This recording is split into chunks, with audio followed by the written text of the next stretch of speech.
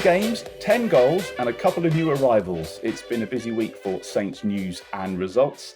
Hello and welcome to the latest episode of the Total Saints podcast. My name is Martin Starke, and each week I'm joined by our panel to reflect on all things Southampton Football Club. Coming up this week, reaction to the Newcastle United game, our thoughts on transfer deadline day, we'll look back at the Carabao Cup win against Newport, and we tackle some of your questions. Once again, a big welcome to our resident Saints panel, owner of SaintsWeb, Steve Grant. How was your trip to Newport this week, Steve? Yeah, it was okay. Getting there was absolutely fine. Getting back was an absolute nightmare with, I think, 4 separate closures on the M4 with horrendous diversions that take you out into the middle of nowhere. So I think I got back to Croydon at about 1:30 in the end. The motorways haven't been your friend this season, have they? Not hugely, no.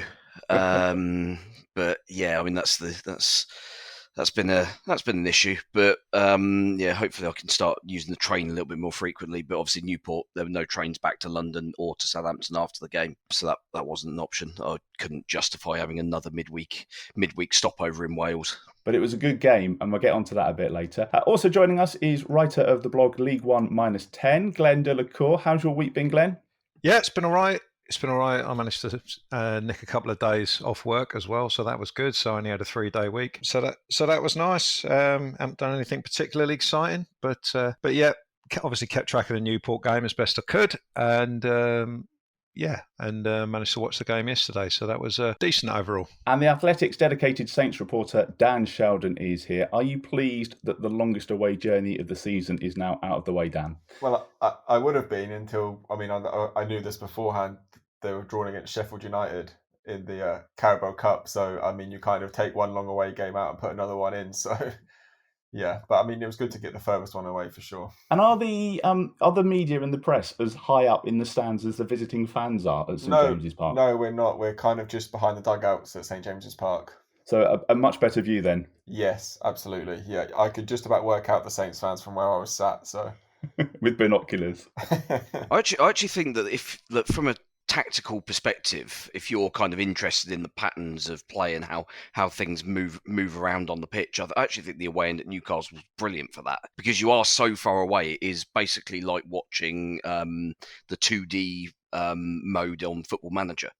If only they had their names and numbers above their heads. Yes. So you could pick them out. I must say, as always, a big hello and a big thank you to all our patrons who are listening around the world. Welcome to episode 166 of the Total Saints podcast. This is the Total Saints podcast with Martin Starke, Steve Grant, Glen de la Cour, and the Athletics' Dan Sheldon.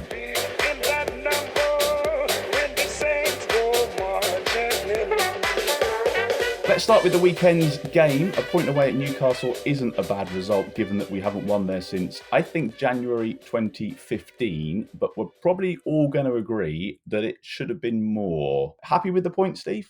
I think you always take a point when you go a goal down in injury time. But yeah, you look at the balance of play, the number of chances we created and subsequently missed. I looked on Understat earlier, and our XG for yesterday was 3.54. Now, bear in mind that last season, our highest XG recorded for any game was 2.4. Remind me what an XG is for anybody that's not familiar with that. So that is expected goals. So that's a stat that's based on the quality of chance created, so the position sort of from goal, where the shot's taken, whether it's on the player's stronger foot, how many defenders are blocking, this sort of thing. You could argue that anything involving Gineppo is not a good chance. That's what I was just about to say. We'll get to that in just a minute. I was going to ask Steve, can you remember who scored last time we won at Newcastle? It was Elgero Elia. It was? Yeah, the Dutch winger we had on loan for half a season, who basically scored 2 goals that night and did nothing else for us, really. And we all thought he was going to be amazing. Yeah, well, he looked good that night, that's for sure. So Walker-Peters and Livramento both started, which is kind of what we wanted to see, but maybe not in those positions, Dan. Was it a surprise when you got the team sheet through? Not necessarily a surprise, I don't think. Yeah, I wasn't at Newport because we couldn't get accreditation. I think the Daily Echo are in the same boat as we were. But Kyle obviously played really well against Newport from what I've read and what I've seen of clips. So, and as we've said for the kind of last 2 and a bit weeks, you have to find a way to get him in the team. That's Ralph's job, is to get his best players in the team and work out how to do it. And yeah, I can't say I was too surprised to see him playing. And at the same time, you're not going to drop Tino. And if he's not going to play Tino as a 10, Kyle's good enough and versatile enough to be able to go on the left. And if that's how Rafa's going to make it fit, then that's how he's going to have to do it. Although I'd still quite like to see Tino as a 10, Kyle on the right, and Perot in the team. But I'm just happy for now that Kyle's back in the team, because I think he had so much defensively and going forward. And Elianussi's first Premier League start since May 2019. He's turning out to be what could be a nice option there, Glenn. Yeah, I mean, I hold my hand up here, and I don't think I was alone. In his first spell at the club, I honestly thought that this guy's got absolutely nothing.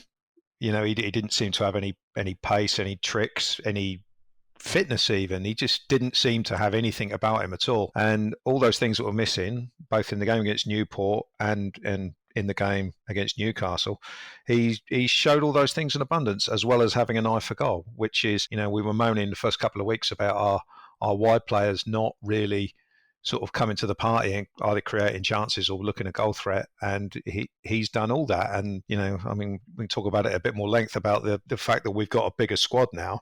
So players like him and like Nathan Redmond, who also did very well yesterday, they know that if they bring their previous level to the table, they're not going to be in the team. They have to do better than, Elianussi had to do better than he did in 2019, and Redmond has to do better than he did last season. And both of them, so, in the last sort of couple of games have shown a level which will keep them in the side. And that's got to be a welcome thing. And that's all down to the competition for places that we've got now. I know you've been stewing on this for the last 12 hours or so, Glenn. Gineppo, he's got to take those chances, right? Man, how can you miss that first one? That's unbelievable. So he takes the first one first time and spoons it over the bar. And the second one, which he needed to take first time, he went into full spamming the buttons on a PlayStation mode and trying to do 7 step overs and pirouettes and whatnot before he sticks it in the net. He is such a frustrating player, because there's a player in there, but you can't miss chances like that and be soft in defence like we are and expect to win games. And you asked Steve the question, was it a good point? Yes, it was a good point, but overall we've got to be winning that. Yeah. We've got to be winning that. But you miss chances like that, you're not going to win many games. Simple as that. Steve, that's another game that we would have lost last season, isn't it? For sure. It was a game we did lose last season against 9 men. Yeah. There are obvious improvements that we can see kind of in certain areas. I mean, as Glenn said, the wide players coming in and putting in a performance, giving the manager options for once. Whereas last season, you kind of had 2 players that would be in the team, and they'd be in the team regardless of how well they played. Now, where you've got competition, there is the option to just switch people out if they're not showing up. And yeah, I mean, fair play to both Elianussi and Redmond who have both come to the party this week. I actually thought Gineppo played quite well yesterday, which is just frustrating that the end product is just not there at the moment. And let's be honest, it hasn't been there for most of his time with us. But yeah, I think going forward, we actually look quite interesting. I think defensively, we're still a train wreck, as I think I said last week as well. But Newcastle only chose to attack us for about 15 minutes of the game. I mean, their strategy of basically parking everybody in their 18-yard box for the first 50 minutes was extraordinary for a team that's not great defensively anyway, and has good players that can hurt us,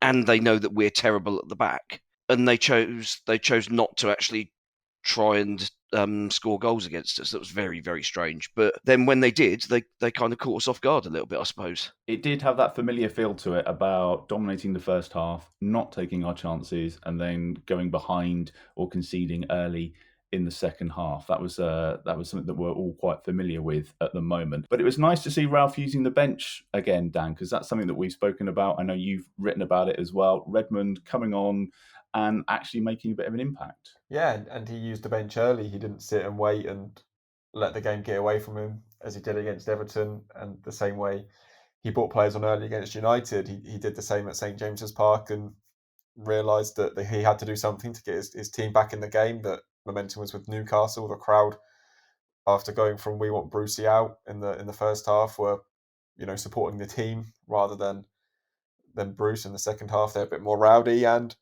Ralph reacted to that, brought in Redmond, who played a brilliant pass through to Armstrong right at the end. But it is becoming more concerning that it was another really good 45 minutes from Saints, and they were brilliant. I mean, some of the link-up play going forward was just, especially from the angle we were watching it from, kind of level sort of with the pitch, it was just so quick and so good. And Newcastle just couldn't cope with it. But then you don't have anything for it at the end, and then Newcastle come out and within 10 minutes or whatever it was, they're 1-0 up. And it's kind of like, whatever said at half-time, like, maybe everyone should just sit in silence or just stay out on the pitch, because whatever happens at half-time just doesn't work. Because it just seems to be that thing this season where half-time, whether it's something they're drinking or they're eating, I generally don't know, but just stay out on the pitch next time. And just if I can add on Djenepo, I understand the excitement, I do, but for me, he's not any good. Like I genuinely don't think he's good. And the problem Southampton have got is put another number 10 in that situation, and I still wouldn't back them to score either. I know that sounds crazy because he was a yard out, and you'd like to think they all would, but all their wingers are the same. They're just, I mean, Theo Walcott, great guy to have around the place, good player, great pro. His whole career has been defined by he's good up until, and that's kind of summed up Theo's career. Nathan Redmond shows it against the weaker teams, will tear Newport to pieces. And okay, he did well against Newcastle, but doesn't really have that end product. Teller's still young, don't think he can be fairly judged. And Djenepo, he's not new anymore. He's been at Saints a little while. He should be fully accustomed to the Premier League, and you just can't miss those opportunities. He was the most surprised name for me on the team sheet. I thought he was going to be left out, but Ralph rates the work he does defensively, and I guess what he can do going forward from a kind of, he has no idea what he's going to do, so neither do the defenders. But I mean, I'm just not sure. I kind of, and it sounds like I'm really digging Djenepo out, but I just think those fine margins kind of define a season. And I know it's only the third game, but you can't afford to miss from that close within the space of kind of like 5 minutes. The only thing I would say, of course, people, when they defend him, it's his age, and he is still quite young. I think we forget how young he is. Do we stick with him and let him develop, or is it time to hook him out the team and give him a rest? Well, I mean, how old is he? What was he, 20? 22, I think. I mean, so when did he? I can't remember. He signed in 2019, didn't he? I think he's about 24. He's 23. I've just got it up. So he's 23. He cost near enough 15 million quid. Or maybe it might have been slightly cheaper than that, actually. I think the first season you kind of let him get away with it, but he should be doing better now, is my kind of opinion on it, that he should be doing better. Saints should be seeing some kind of return. I know it was 14 million pound they signed him for. I just got that up as well. So for that kind of money, I know that's the ballpark Southampton operate in, you do expect something a bit better from an attacking player when they're kind of 2 yards out and hit that ball anywhere and it goes in. Apart from he somehow managed to find Rosed at Newcastle. So yeah, I mean, I don't know. I sound like I'm digging him out, and I think it was a really good performance from Southampton in the main. Again, it's something about Saint-Maximin that just seems to lift his spirits when he plays Southampton. He must just eye a kind of timid defence, because he just runs riot. And I thought Callum Wilson was impressive as well. And I think with those two, Newcastle are always going to have a chance of staying up. But yeah, from Southampton's point of view, I think it was a big opportunity missed in terms of they should have won that game. We should probably talk about the defending as well, Glenn, because that was dreadful defending, wasn't it? To get caught like that at the 90th minute. If you've got a left-back playing in the left-back position, do they stop that header? Do we bring about that by our own team selection in a way? It's interesting. We talked about the substitution of Redmond coming on for whoever it was he came on for. Djenepo. And that made it, and that made a difference. But I couldn't really understand bringing on Diallo for Romeo at 1-1. I think we had the mindset that we should be winning this game and we were going to put on a slightly more attacking player. But if you look at the second goal, it's the 90th minute. We're 1-1. Diallo and I think it's Livramento build up down the left-hand side. Diallo's cross gets intercepted. They just bang it forward and it's 2 against 2. Now, that is absurd in the 90th minute of a game. And from that came the carnage, and they eventually scored. And it was just ridiculous. And I'm going to call myself out on this one. I did an angry tweet about us losing the game because I just thought, yeah, I know, hilarious. You got to own it, haven't you? You got to own it. And it's just like, it's just a ridiculous way of letting in a goal in the 90th minute of a game, especially with what had gone before. With us dominating the game and missing chances and whatnot. So that was poor. Just from that's the whole team. You shouldn't have 8 players caught in front of the ball in the 90th minute of an away game when you're level.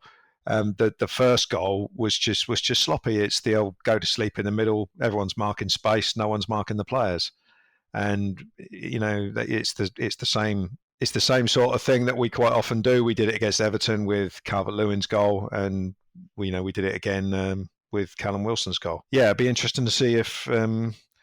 Lianco stays off social media long enough to get himself in the team and maybe make a difference.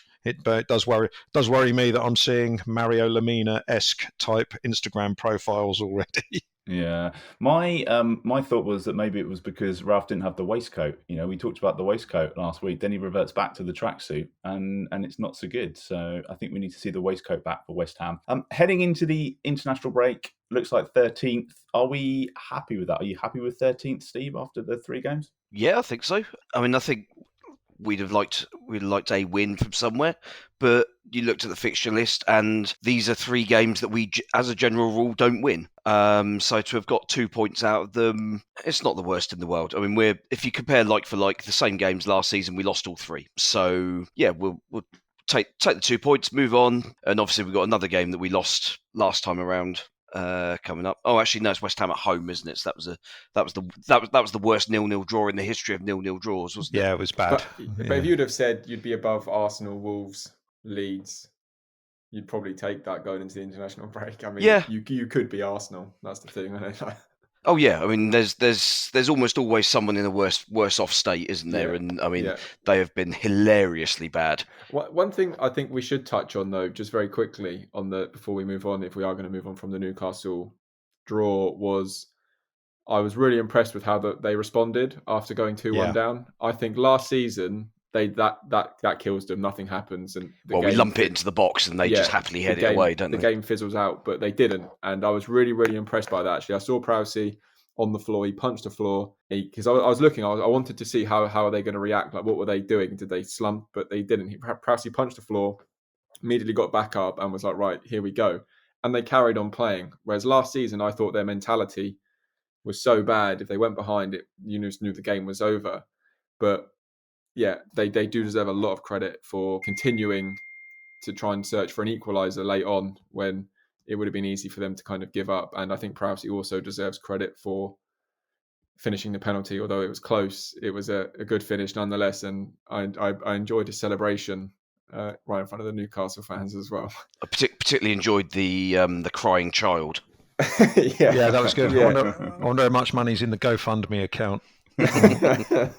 There's no way I'd have taken that penalty, and it was interesting that Ralph said he hasn't actually watched it yet. So I think he was all of us when Prowse was stepping up for that. So all in all, it sounds quite positive heading into the international break then. So plenty to look forward to. You're listening to the Total Saints podcast, going to the heart of all things Saints FC.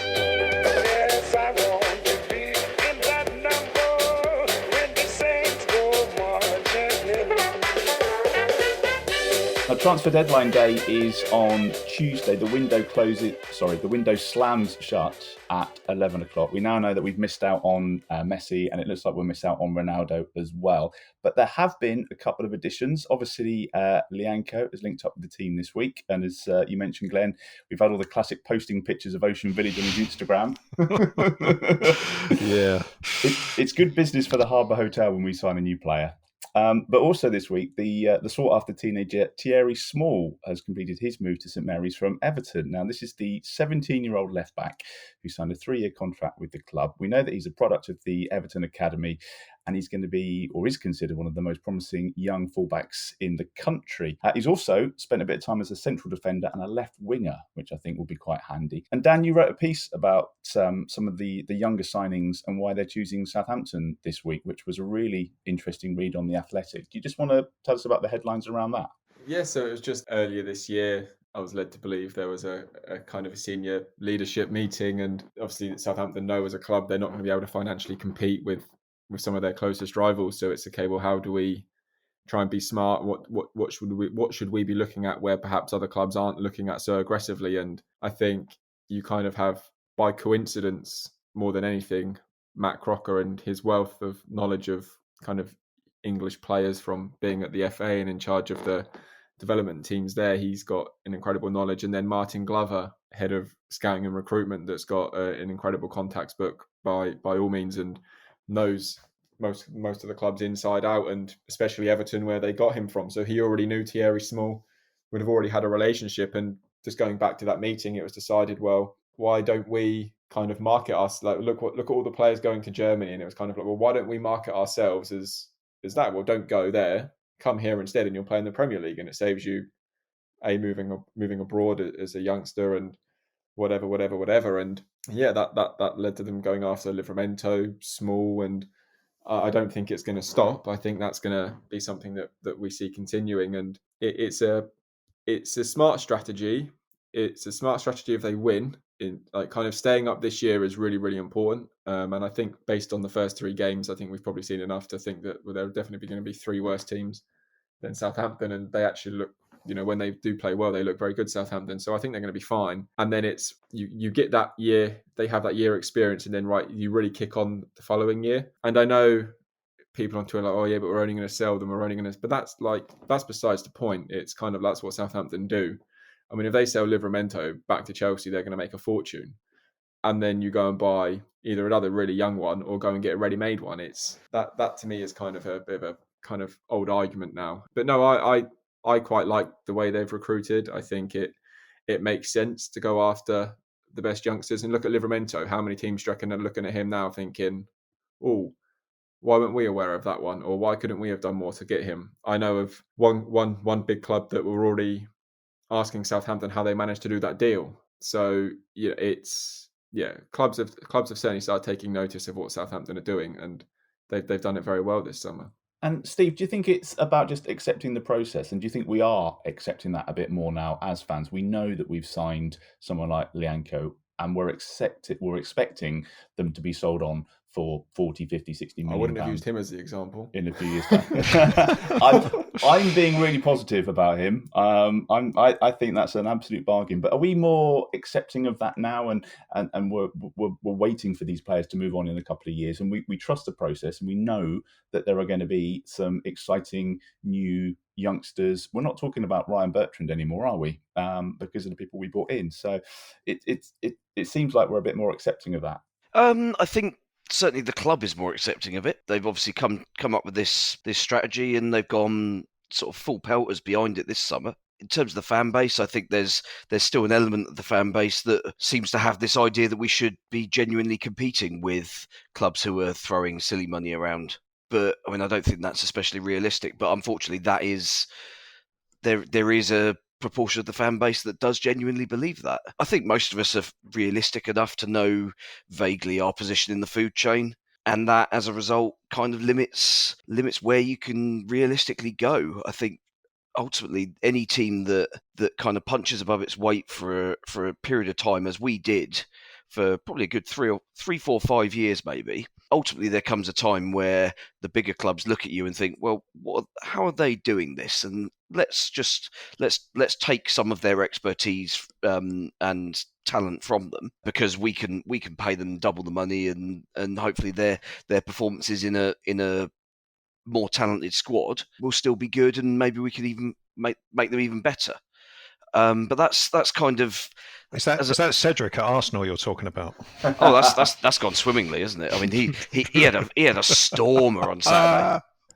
That was another one of your tweets that I liked from yesterday. There was you and Piers Morgan between you. It was quite an interesting Saturday afternoon on Twitter.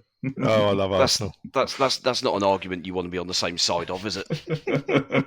But just going back to the recruitment thing, because obviously where I've written about it this week, I kind of feel quite passionate about it just this week. And I think, look, the people, I'm sure the guys at Southampton would love to be able to go and spend 30. It all just stems from ownership.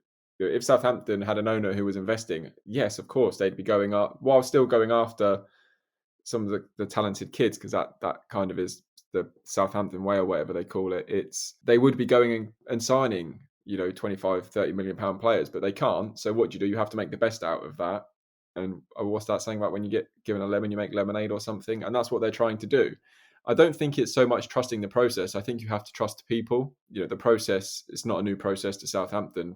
Pretty much every club outside the kind of top teams in Europe and in the Premier League, they're feeder clubs. That's just where they are in the pecking order. Leicester would be seen as the next best club.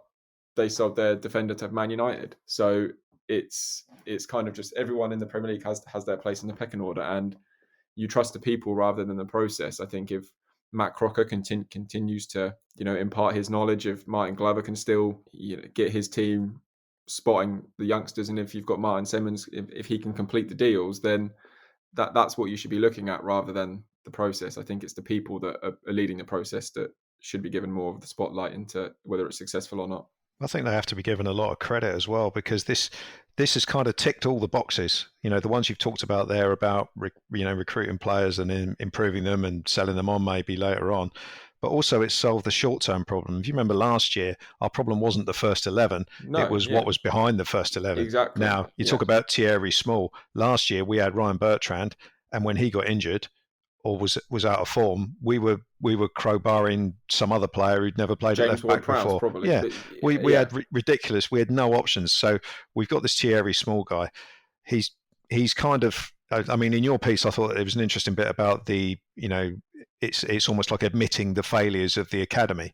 Well, I agree with that to a point. We didn't have a backup left back last year because, the one we had, Jake Vokins, was deemed to be not good enough, so he was put out on loan. We've got a guy now, Thierry Small, who I assume if Walker-Peters or Perot, if they were both injured, Thierry Small could play. I know he's only 17, but, the limited sort of footage I've seen of him, he looks light years of what we had ahead of what we had as a backup last season. Yeah, and that's the thing. I think one of the arguments I've kind of seen is, oh, well, we're replacing them with kids. I don't think you can have it both ways. I don't think you can go from complaining that we haven't got enough players to, oh, well, we have got enough players now, but they're not, they're kids, they're teenagers. I personally don't think you can have it. If Southampton could go out and sign 2 left backs for 15 million quid each, of course they do it, but they can't. So that's why they go and get Thierry Small. Yeah. And the fact that hopefully he's going to turn out to be a very good player. But I think if we're talking about the recruitment in general, I actually think, speaking to agents and people at different clubs and all of that, it's been such a kind of weird market this summer where all the teams in Europe, I mean, apart from Real Madrid, who have just magicked up some money from nowhere to try and sign Mbappe, haven't got much money. And look, there are so many teams in the Premier League that I hear about that are trying to sell players, trying to get rid of the dead wood, that can't do it. But Southampton have actually managed to do that this summer, which, because of all the signings they're making, is actually being forgotten about. Look at some of the players that have left now. Oh, absolutely. And you think, God, how good is it that they're out the door? They're not having to pay their wages for this season. They're gone, and they're gone on permanent deals. I think because it kind of happened early on, that for me is almost one of the highlights. Is that, well, actually somehow they've managed to get rid of these players and find buyers. That in itself is quite impressive. So, would you say it's been a good window, all in all, Glenn? Yeah, I mean, I've just written a bit actually for the BBC website, which looked at the transfer window as a whole. And it's not until you write all the names down and the names of the departed. We've shifted out some big earners, as Dan said. We've also shifted out some players who have come through the academy, but they're never going to be good enough to play in the Premier League. And it's important to move those players on as well. A, to give them more regular football at a lower level, and B, so they don't block the pathway through of some of the 17, 18-year-olds who may at some point be good enough. So we've done some really good work in players leaving, as Dan said, and so far, the players that have come in, I like the strategy. Obviously, Livramento looks top class, and Thierry Small, we hope he turns out to be the same. So overall, I'm pretty happy with it. I would have preferred, the central defender is a key one. See how he works out. I think when we kind of thought that we knew that Vestergaard was going to be leaving, I was looking at the sort of Joachim Andersen, who's gone to Crystal Palace. I thought he would have been an ideal replacement, but that was 18, 19 million quid. Yeah. So we've gone for a cheaper option there, and we've just got to, trust the people, trust the scouting, and hopefully Lianco works out to be what we need. But that one's a bit unknown. But overall, I think the transfer window's gone very well.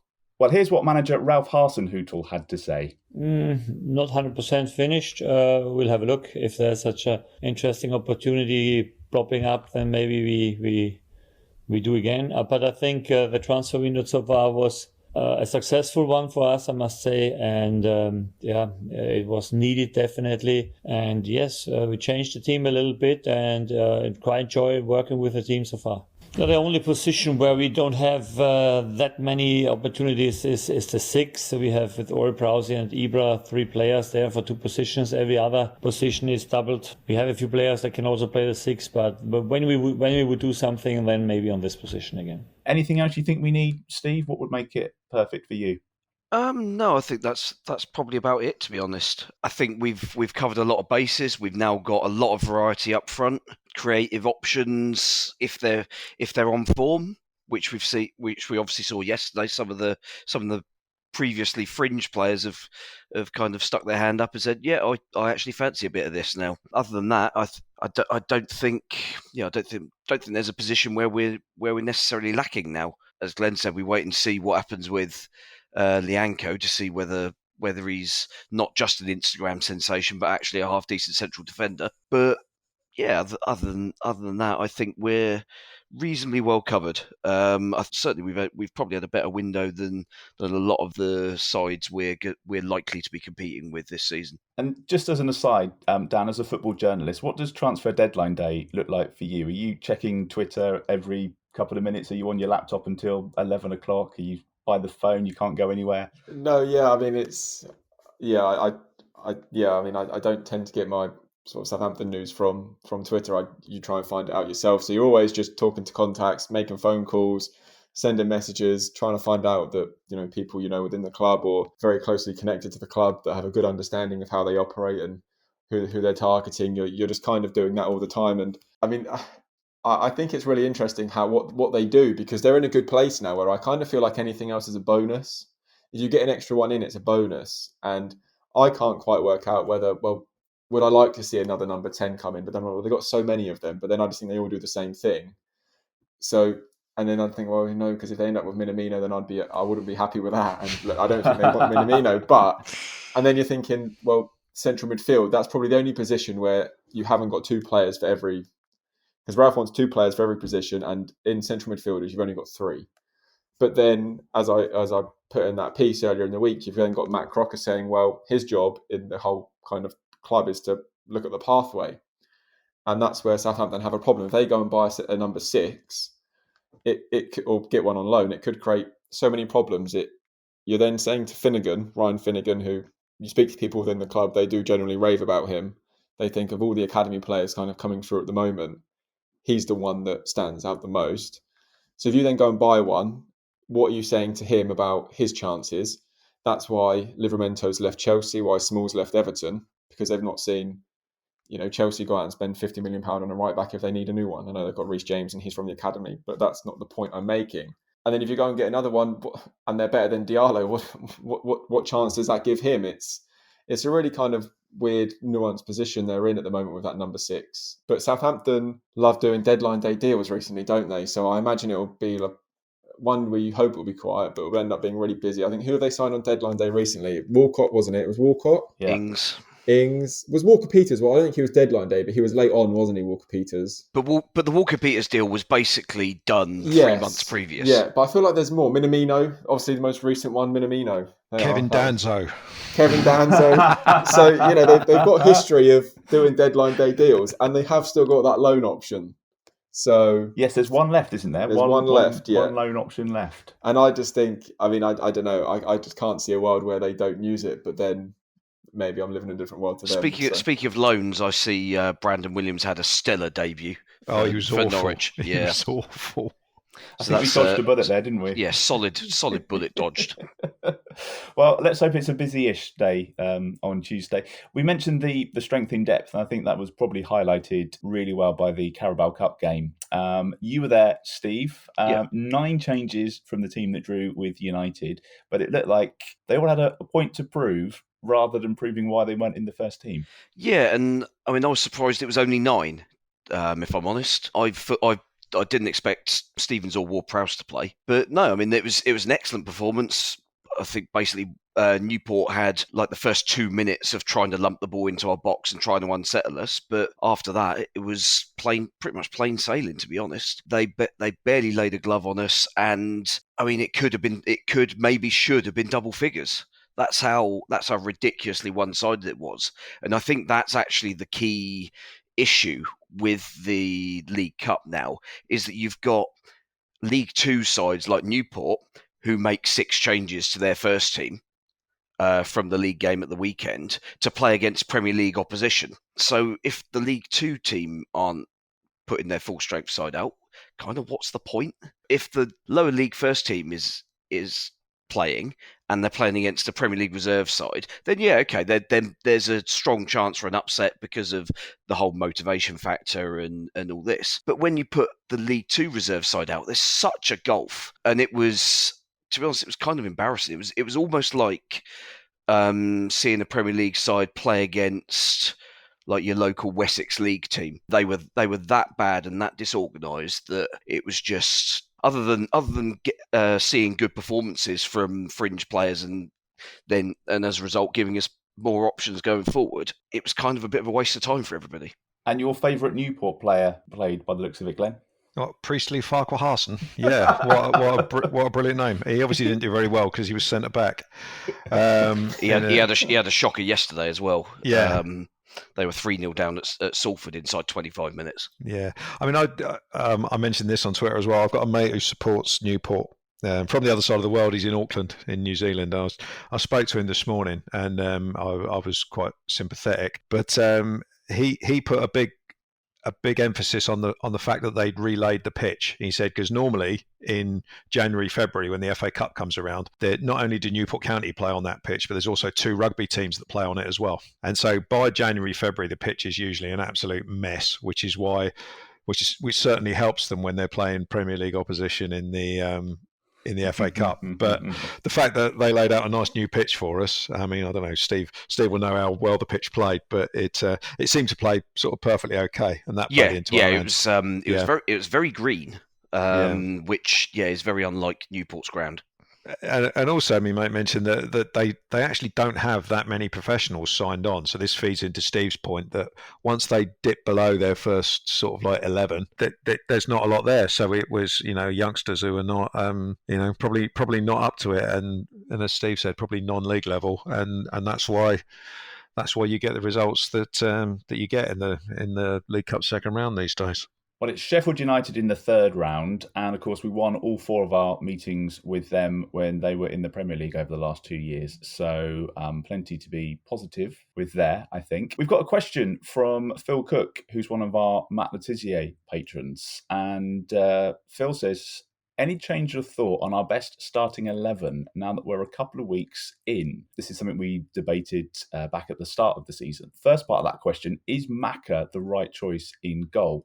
Dan, you broke the news this week about his new contract, but I don't think we've seen anything from the club yet. So Ralph's almost answered that question for us, I guess. I mean, I don't know when the club can decide to announce it whenever they want, I suppose. But yeah, I know he signed a 3-year contract, and it was the same with Jack Stevens when we did the story there that he'd signed a a new 4-year contract. They've still not announced that, have they? No, but if you look at the FA intermediary list, you've got all the transactions for whatever year it'll be, and you'll see Jack Stevens' new contract, but the club just haven't announced it. So, yeah, I don't know on that one. He signed a 3-year contract. The club haven't announced it. It's up to them when they decide to do it. And yeah, Ralph said, didn't he, that in the week before, one's staying, one's going, and we'd like to sign a new one next summer. So, yeah, he basically said it, and I filled in the blanks for everyone else. Is that the right choice, Glenn? Sticking with Alex McCarthy? I mean, I thought Fraser should be in goal at the start of the season. I still think he's the better goalkeeper, probably. However, it's not much in it. And obviously people who see them both every day know better than I do. So I'm happy to go with the decision, to be honest. I'm certain it's certainly not anything that I'm going to get irate about. Yeah, McCarthy's okay. I'm surprised that they've given him a 3-year contract, to be honest. It wouldn't have surprised me at all if they'd moved them both on at the end of the season. But no, McCarthy's okay. He's for me, he's slowly rebuilding his confidence after the 9-0 against United last year, because that seemed to absolutely shoot him to bits. He was always very reliable, very calm before that, and that seemed to put a big sizable dent in that, as you would expect. But he can certainly get back to the level he showed before that. So I'm happy enough with him in goal, but I do hope that if he does drop a few clangers or dips in confidence again, Ralph has got it about him to put Fraser in goal if that's what's needed, because that's what's driving improvements in other areas of the team at the moment. And there were a couple of big saves yesterday, Steve. He certainly played his part in earning the point. Yeah, there were. I mean, I think the one from Wilson's header at the end of the first half, if that had gone in, I suspect that might have been ruled out for offside. But you've still got to make the save, and he did well to get it away from danger as well. Because I've certainly seen a lot of keepers in that situation just parry it straight back into the danger area. But yeah, I mean, I think with the two keepers, I think McCarthy's kind of standard level is there's very little variance between his really good games and his really bad games. I think the kind of the level between those is pretty narrow. Whereas Forster, his good games are at a much higher level, but his bad games are much worse. So I guess from that sense, I guess it kind of makes sense to stick with McCarthy, because you're kind of almost guaranteeing a slightly better base level of performance. The other part of Phil's question is, who are the best 2 number 10s? So I think let's just go. Who would you start? Who are the 2 for you, Dan? If you're picking the team against West Ham, who are your number 10s? I want to see Livramento play in front of Kyle Walker-Peters to see if they could do any damage down the right. So I would go Livramento and, if fit, Stuart Armstrong. Yes, we've got Stuart Armstrong to come back in as well, haven't we? Glenn, who are you picking? Gineppo and... No. To be honest, I mean, I'd like to see the team the same way that Dan's just said, but based on merit at the moment, you couldn't complain if Elyounoussi should keep his place. But, based on what he did last week, and Nathan Redmond's got to be a strong contender to start on the left-hand side after setting up 2 goals yesterday. I can't believe I'm saying that. No, I can't believe you're saying that either. But I've just said it. I mean, Hell has officially frozen over. Yeah, it has. But it's supposed to be a merit-based system. You get in the team based on your performances and what you do. Now, there have been plenty of times in the past when Nathan Redmond has played where I thought he did not deserve to play. And that's what Steve was saying earlier on about, he was in the team last year, regardless of what he did. And to be honest, he didn't do very much. He's done well in this game, whether it's one swallow don't make a summer sort of thing. But I wouldn't be against him starting. Stuart Armstrong definitely, for me, however, should be starting if he's fit. But we'll have to wait and see on that one. He's pulled out of the Scotland team for the international break, so hopefully he's a lot closer to fitness, even if he's not 100% when we come back. Who are you picking, Steve? Yeah, I mean, I would, if fit, Armstrong's in there, particularly against West Ham, where I think we need a lot more strength in the centre of midfield. West Ham don't play particularly wide these days. It's a lot of balls into the channel for Antonio, who the prospect of him in his current form is absolutely terrifying already. 2 weeks before the game. And other than that, yeah, I think we need. I still think we need a bit of pace. So I would probably have Redmond in there, I think. which is a bit harsh on Elyounoussi given his performances in the last week or so. But it's a horses for courses selection. So yeah, I'd go with those two. Brilliant. Well, I hope that answers your question, Phil. Thank you. Great one. There are other questions which we will tackle in future pods. Thanks to Phil, by the way, who is a Matt Letizia tier patron. So is Ed Busy and also Colt Baker. Nick Reed is our Francis Benali tier. And we must say welcome to one of our newest patrons, who is Jill Roger, who has joined the Bobby Stokes tier last week. That's about it for episode 166. My thanks as always to Steve, to Glenn and to Dan. Good luck for Tuesday in the transfer window, Dan. Thank you. To find out more about becoming a TSP patron, check out the website where you can become a Bobby Stokes tier member for just £5. And we're now on YouTube, but don't worry, you don't have to look at us. You can find all the recent episodes of the Total Saints podcast on our YouTube channel. Plus, we'll have exclusive live streams and clips coming up throughout the season. So make sure you subscribe to our channel to be the first to see those videos. Don't forget to follow this podcast wherever you're listening. And if you're listening on Apple Podcasts, we love a rating and a review. On the socials, we're at Total Saints Pod. That's on Twitter and Facebook. And you can always drop us an email via the website. Thank you for listening and have a great week.